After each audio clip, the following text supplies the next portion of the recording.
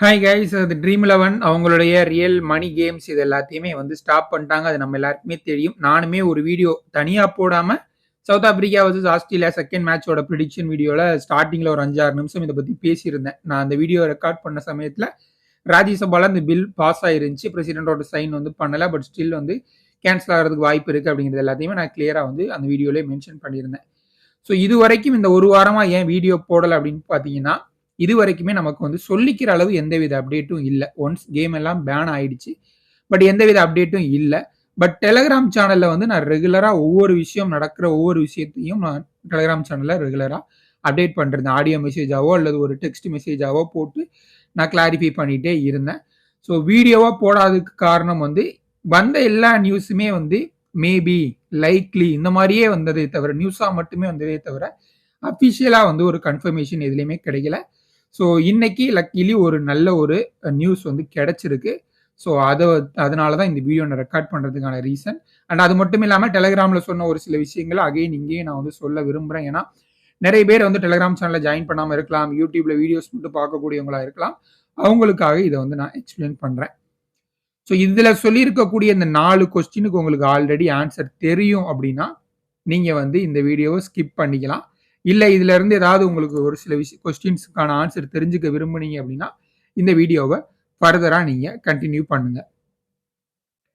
First of all வந்து ஏன் எந்த பெரிய கம்பெனிஸும் கோர்ட்டுக்கு போகல? ஸோ இதுதான் வந்து ஒரு பெரிய கேள்வியா இருக்கு நிறைய பேருக்கு.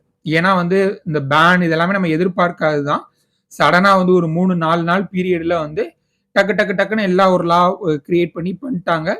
ஸோ இது எல்லாமே நடந்து முடிஞ்சதுக்கு அப்புறம் எல்லாருக்கும் இருந்த ஒரு பெரிய ஹோப் என்ன அப்படின்னா, ட்ரீம் 11 மாதிரி கம்பெனிஸ் வந்து கோர்ட்டுக்கு இதை எடுத்துட்டு போவாங்க, எடுத்துட்டு போய் வின் பண்ணுவாங்க அப்படிங்கிற நம்பிக்கையும் நிறைய பேருக்கு இருந்தது. ஏன்னா இதற்கு முன்னாடி அவங்க நிறைய முறை இதை பண்ணியிருக்காங்க. பட் அது எல்லாமே ஒவ்வொரு ஸ்டேட்ல வந்து பேன் பண்ணுவாங்க. அதை வந்து அவங்க போய் சேலஞ்ச் பண்ணி திரும்ப அதை கொண்டு வருவாங்க. பட் இது வந்து இந்தியன் கவர்மெண்ட் ஒரு சட்டமா கொண்டு வந்திருக்காங்க. ஸோ அதனால கொஞ்சம் டைம் எடுக்கும் அப்படின்னு நம்ம எதிர்பார்த்தோம். பட் வந்து ஓப்பனா கம்பெனிஸ், குறிப்பா ட்ரீம் 11 மாதிரியான கம்பெனி அவங்களோட சிஇஓ அவர் வந்து சொல்லிட்டாரு, நாங்க வந்து இந்த இந்த சட்டத்தை எதிர்த்து நாங்க வந்து சேலஞ்ச் பண்ண போறது இல்லை அப்படின்னு சொல்லிட்டு. அதுக்கு முக்கியமான ரீசன் நிறைய பேருக்கு தெரிஞ்சிருக்கலாம், இருந்தாலும் நான் எக்ஸ்பிளைன் பண்றேன். ஆல்ரெடி இந்த மாதிரி ஃபேண்டசி ஸ்போர்ட்ஸ் கம்பெனிஸ் எல்லாருமே வந்து ஒரு மிகப்பெரிய இஷ்யூ ஃபேஸ் பண்ணிட்டு இருக்காங்க. அதுதான் வந்து இந்த ஜிஎஸ்டி எவேஷன் நோட்டீஸ் அப்படின்னு சொல்லிட்டு. ஸோ கிட்டத்தட்ட நம்ம வந்து நம்மளை பொறுத்த வரைக்கும் நம்ம ஒரு கான்டெஸ்ட் போடுறோம், வின் பண்றோம், அதோட நம்மளுடைய ட்ரீம் 11க்கும் நம்மளுக்கான கனெக்ஷன் வந்து முடிஞ்சு போயிருது. பட் பேக் எண்ட்ல என்னென்ன விஷயங்கள், என்னென்ன ப்ராப்ளம்ஸ் ஃபேஸ் பண்ணிருக்காங்க அப்படிங்கிறத இந்த மாதிரி ஒரு ஸ்டாப் ஆனதுக்கு அப்புறம் தான் நம்ம போய் பார்க்குறோம். அதில் பார்க்கும்பொழுது கிட்டத்தட்ட இந்த ஃபேண்டசி ஸ்போர்ட்ஸ் கம்பெனிக்கு எல்லாத்துக்குமே சேர்த்து 2.5 லட்சம் கோடி ரூபாய் வரைக்கும் வந்து ஜிஎஸ்டி எவேஷன் நோட்டீஸ் வந்து கொடுத்துருக்காங்க. அதுக்காக இந்த ஃபேண்டசி ஸ்போர்ட்ஸ் கம்பெனி எல்லாம் இப்போ ரொம்ப மும்முரமா ஃபைட் பண்ணிருக்காங்க. நான் அன்னைக்கே வந்து டெலிகிராம் சேனல்ல ஒரு லிங்க் ஒன்று கொடுத்துருந்தேன். அதாவது ரூமர் நியூஸ் நிறைய வந்துட்டு இருக்கு. அதாவது ஃபேக்கா நிறைய இந்த கம்பெனிஸ் வந்து கோர்ட்ல ஃபைட் பண்றாங்க, இந்த கம்பெனிஸ் வந்து கோர்ட்ல ஃபைட் பண்ண போறாங்க அப்படின்னு சொல்லிட்டு நிறைய வந்துட்டு இருக்கு. ஸோ அதெல்லாம் நம்பாம ட்ரீம் 11ஓட ஃபவுண்டர் அவர் வந்து ஒரு இன்டர்வியூ ஒன்று கொடுத்துருந்தாரு. ஸோ அதோட லிங்க்கை நான் போட்டிருந்தேன். இந்த வீடியோவை முடிஞ்சா பாருங்க, இதுல இருந்து உங்களுக்கு கிளியரான கிளாரிஃபிகேஷன் கிடைக்கும் அப்படிங்கிறத நான் சொல்லியிருந்தேன். அந்த வீடியோலேயே அவர் மென்ஷன் பண்ணியிருந்தார், அந்த 2.5 லட்சம் கோடி ரூபாய் ஜிஎஸ்டிக்கான கேஸ் போயிட்டு இருக்கு.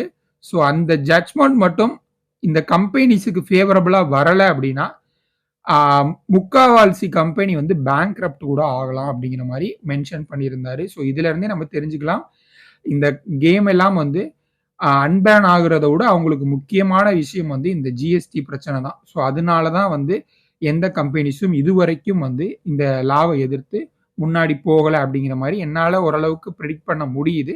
பட் ஸ்டில் இது வந்து உண்மையாகவும் இருக்கலாம், பொய்யாகவும் இருக்கலாம். ரெண்டாவது விஷயம் என்ன அப்படின்னு பார்த்தீங்கன்னா, ஒருவேளை இவங்க ஃபைட் பண்ணி வின் பண்ணி வந்துட்டாலுமே கூட இந்த 28% ஜிஎஸ்டி அப்படிங்கிறத திரும்ப 40% ஆக்குனாங்க அப்படின்னாலும் வந்து அதை வந்து இந்த கம்பெனிஸ்னால வந்து பேர் பண்ண முடியாது. ஸோ அதுவும் வந்து ஒரு பெரிய ப்ராப்ளம் இருக்கு.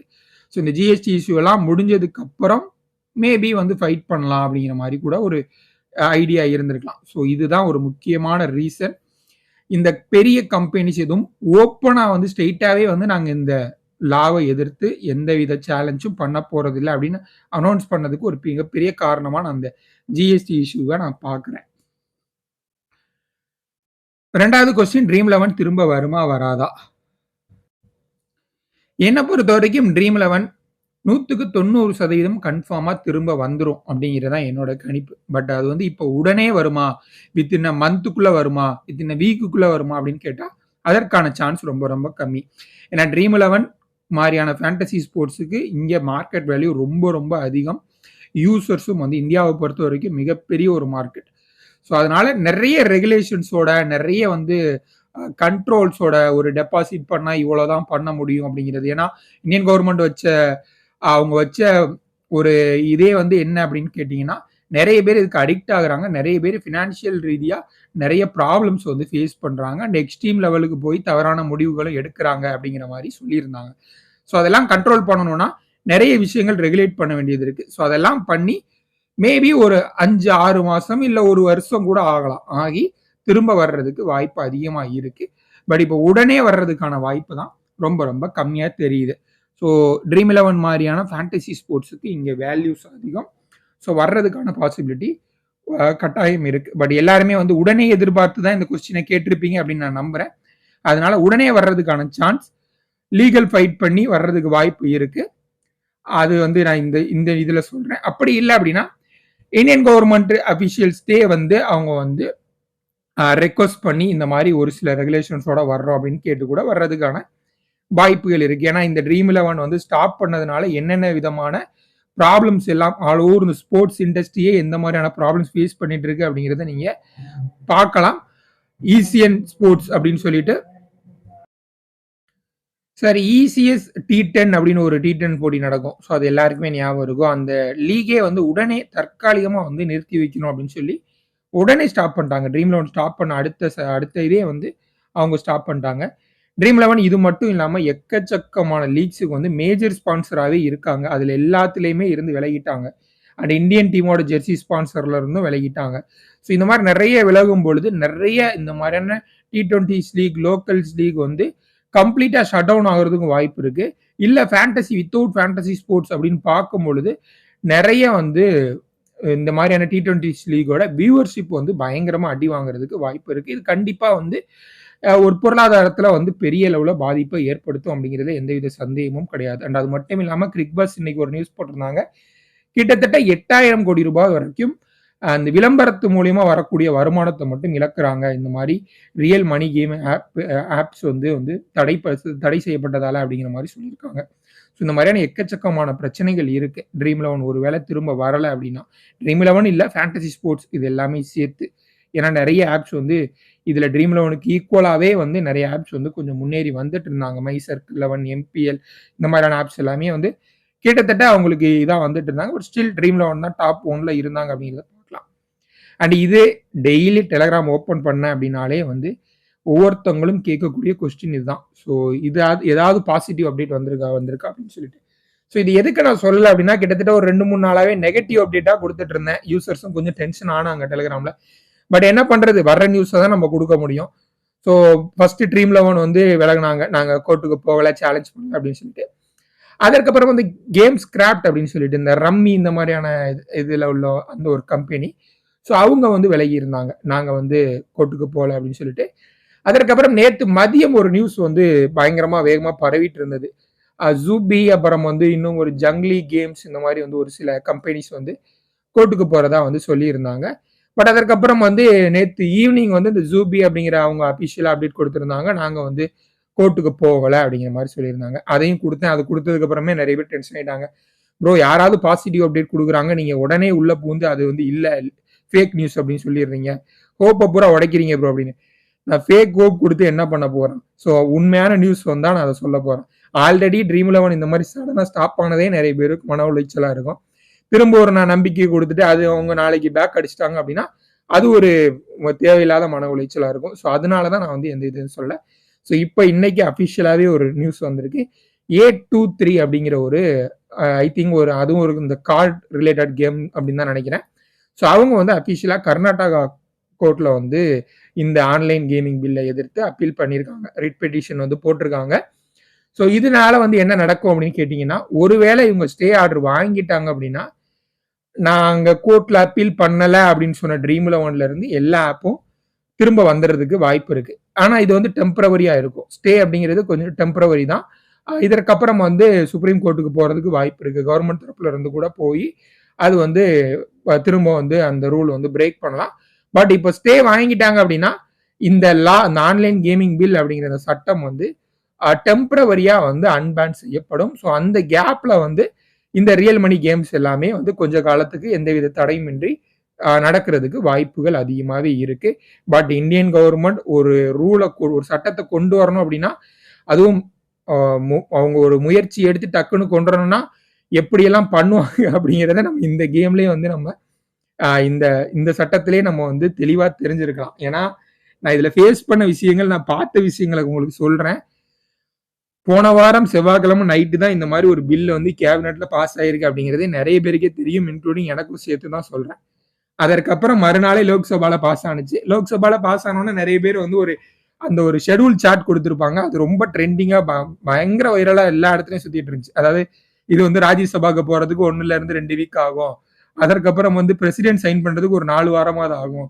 அதற்கப்புறம் கெசட் நோட்டிபிகேஷன் நோட்டீஸ் போடுறதுக்கு வந்து ஒரு 2 வாரம் ஆகும். அதற்கப்புறம் வந்து கிரவுண்ட் இம்ப்ளிமெண்டேஷன், இதுக்கு ஒரு டீம் ஃபார்ம் பண்ணி கிரவுண்ட் இம்ப்ளிமெண்டேஷன் பண்றதுக்கு ஒரு 4ல இருந்து 6 வாரம் ஆகும். ஸோ எப்படியும் வந்து 2025 எண்டு டிசம்பர்ல தான் இந்த சட்டம் வந்து நடைமுறைக்கு வரும் அப்படிங்கிற மாதிரி ஒரு சாட் ஒன்று போட்டு பயங்கரமா வந்து அது வைரல் ஆயிட்டு இருந்துச்சு. நானும் சரி ஓகே சட்டம் வரணும்னா எவ்வளவு நாள் ஆகும் போல அப்படிங்கிற மாதிரி நினைச்சிட்டு இருந்தேன். 1, 2, 3 நாள் கூட இல்லை. பிரசிடென்ட் சைன் பண்றதுக்கு முன்னாடியே ட்ரீம் லோன்லாம் அவங்களுடைய சர்வீசஸ் ஸ்டாப் பண்ணிட்டாங்க. ஸோ இதுதான் வந்து நடந்தது. ஸோ அதனால எந்தவித கேஸும் உடனே தீர்ப்பு வரும், உடனே நடக்கும் அப்படின்னு எதிர்பார்க்கிறதும் தப்பு. இல்லை இது வந்து நமக்கு ரொம்ப நாள் இழுத்துரும், ஸோ அது வரைக்கும் நம்ம தைரியமா விளையாடலாம் அப்படின்னு நினைக்கிறதும் தப்பு. ஸோ இப்போதைக்கு வந்திருக்க பாசிட்டிவ் நியூஸ், அட்லீஸ்ட் ஒரு கம்பெனியாவது இப்போதைக்கு கோர்ட்டுக்கு போயிருக்காங்க அப்படிங்கிற ஒன்று. பிளஸ் இன்னொன்று வந்து முக்கியமான அப்டேட்டு, தமிழ்நாடு கவர்மெண்ட்ல இருந்து பழனிவேல் தியாகராஜன் அப்படின்னு நினைக்கிறேன், அவங்க ஐடி மினிஸ்டர் அவங்க. ஸோ அவங்க வந்து இதுக்கு எதிர்ப்பு தெரிவிச்சிருக்காங்க. அதாவது ஆன்லைன் கேமிங் பில்லுக்கு எதிர்ப்பு தெரிவிக்கல. ஸோ இந்த ரூல் எல்லாமே வந்து ஸ்டேட் கவர்மெண்ட்டோட கண்ட்ரோல்ல இருந்தது. ஸோ நீங்க ஆல்ரெடி பார்த்துருக்கலாம், இந்தியன் கவர்மெண்ட்டே வந்து சொல்லியிருப்பாங்க என்னன்னா, ஸ்டேட் கவர்மெண்ட் வந்து அவங்களுடைய கையில நாங்கள் இதை கொடுத்துட்றோம். ஸோ எந்த கவர்மெண்ட், ஸ்டேட் கவர்மெண்ட்டுக்கு இது வந்து ஆன்லைன் கேமிங் இதெல்லாம் வேணாமோ அது அவங்களுடைய கண்ட்ரோல், அவங்க டிசைட் பண்ணிக்கிட்டோம் அப்படிங்கிற மாதிரி இருந்தது. பட் இது வந்து சென்ட்ரல் கவர்மெண்ட் எடுத்து வந்து தடை பண்ணதுனால ஸ்டேட் லெவலில் வந்து சென்ட்ரல் கவர்மெண்ட் இன்டர்ஃபியர் ஆகுறாங்க அப்படிங்கிற மாதிரி வந்து ஒரு கருத்தை வந்து தெரிவிச்சிருக்காங்க. அண்ட் கர்நாடகாவோட ஒரு எம்எல்ஏ, அவங்களுடைய பேர் என்னன்னு தெரியல, ஸோ அவங்களும் வந்து அவங்க கிட்டத்தட்ட வந்து ஒரு மாதிரி இந்த பேன் பண்றதுக்கு பதிலாக ரெகுலேட் பண்ணுங்க அப்படிங்கிற மாதிரியே சொல்லிட்டாங்க. ஸோ இது வந்து பேன் பண்றதுனால நிறைய ஜாப் லாஸ் ஆகும், ஸோ நிறைய வந்து வருமான இழப்பு ஏற்படும், ஸோ இந்த மாதிரி வந்து சொல்லிட்டாங்க. ஸோ இவங்க 2 பேரும் வந்து அகைன் நான் சொன்ன மாதிரி இந்த லைக்லி மேபி இந்த மாதிரி தான் சுப்ரீம் கோர்ட்ல அப்பீல் பண்றதுக்கு சான்ஸ் இருக்கு. பட் அஃபிஷியல் கன்ஃபர்மேஷன் எதுவும் இல்லை.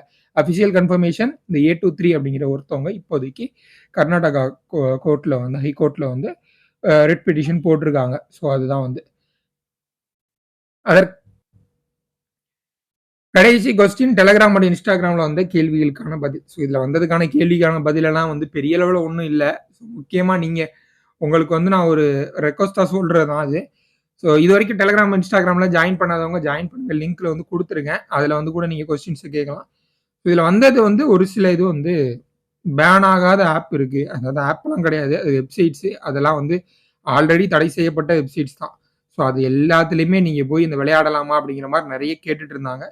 ஸோ அதுக்கு எல்லாத்துக்குமே ஒரே பதில், அதில் டெக்னிக் வைஸ் என்னென்ன டெக்னிக் என்னென்ன பண்ணும் அப்படிங்கிற மாதிரிலாம் கேட்டிருந்தாங்க. ஸோ அது முடிஞ்ச நான் டெலகிராம் சேனல்லே உங்களுக்கு சொல்கிறேன். ஸோ காமெடியாக தான் இருக்கும் அந்த மாதிரி இது. பட் காமெடி அப்படிங்கிறத விட அது கொஞ்சம் சீரியஸ் பிஸ்னஸ் தான். ஏன்னா அந்த மாதிரிலாம் நம்ம வந்து போய் பண்ணோம் அப்படின்னா மாட்டோம்னா பின்விளைவுகள் பயங்கரமாக இருக்கும். ஸோ வெயிட் பண்ணுங்க, முடிஞ்ச அளவு வெயிட் பண்ணுங்க. ப்ராப்பராக லீகலாக என்ன மெத்தடில் ஏதாவது ப்ளே பண்ண முடிஞ்சால் நான் உங்களுக்கு இன்ஃபார்ம் பண்ணுறேன். இல்லை இந்த ஆப்ஸ் இதெல்லாம் திரும்ப வர்றதுக்கான வாய்ப்பும் இருக்குது அப்படின்னு சொல்கிறாங்க. ஸோ வந்துச்சு அப்படின்னா கண்டினியூ பண்ணுவோம். அப்படி இல்லைன்னா உங்களுக்கு ஏதாவது சந்தேகம் இருந்துச்சுன்னா நீங்கள் டெலகிராம் சேனலில் கேளுங்க. என்னோட தரப்புல இருந்து அபிஷியல் அப்டேட் வந்துச்சு அப்படின்னா மட்டும் நான் ஏதாவது வீடியோஸ் வந்து போடுறேன். இந்த ஹியரிங் வந்து இப்போ இவங்க பதிவு பண்ணியிருக்காங்கன்னு சொன்னேன் இல்லையா, 823 அவங்க. ஸோ அது வந்து 30ஆம் தேதி ஹியரிங்க்கு வருது அப்படிங்கிற மாதிரி சொல்லியிருக்காங்க. ஸோ அதை பற்றின ப்ராப்பர் அப்டேட் கிடைச்சிச்சு அப்படின்னா நான் உங்களுக்கு டெலகிராம் சேனல்லே இன்ஃபார்ம் பண்ணிடுறேன். இல்லை வீடியோவாக மேக் பண்ண வேண்டியது இருந்துச்சுன்னா இந்த மாதிரி ஒரு வீடியோ மேக் பண்ணிடுறேன். கிட்டத்தட்ட 15 நிமிஷம் ஆயிடுச்சு. நிறைய பேரோட டைம் வேஸ்ட் பண்ணியிருப்பேன் அப்படின்னு நினைக்கிறேன். ஸோ முடிஞ்ச அளவுக்கு பேன் ஆயிடுச்சு. இதற்கப்புறம் நிறைய இதை பத்தின அப்டேட் பார்த்து மேற்கொண்டு உங்க மனநிலையே ரொம்ப மோசமாயிட்டே இருக்காதீங்க. அப்டேட் என் சைடில் இருந்துச்சுன்னா கிடைச்சிச்சுன்னா நான் கிளியராக உங்களுக்கு இன்ஃபார்ம் பண்ணிடுறேன். ஸோ இதான் இப்போதைக்கு அப்டேட்டு. உங்களுக்கு இன்ஃபார்ம் பண்ணிட்டேன். உங்களுக்கு இதை தவிர வேற ஏதாவது சந்தேகம் இருந்துச்சுன்னா டெலகிராம்லையோ இன்ஸ்டாகிராம்லையோ ஜாயின் பண்ணிக்கோங்க. ஜாயின் பண்ணி எனக்கு பர்சனலாக நீங்கள் மெசேஜ் பண்ணிடுங்க. உங்களுக்கான ஆன்சர் நான் அங்கேயே கொடுத்துட்றேன். நன்றி.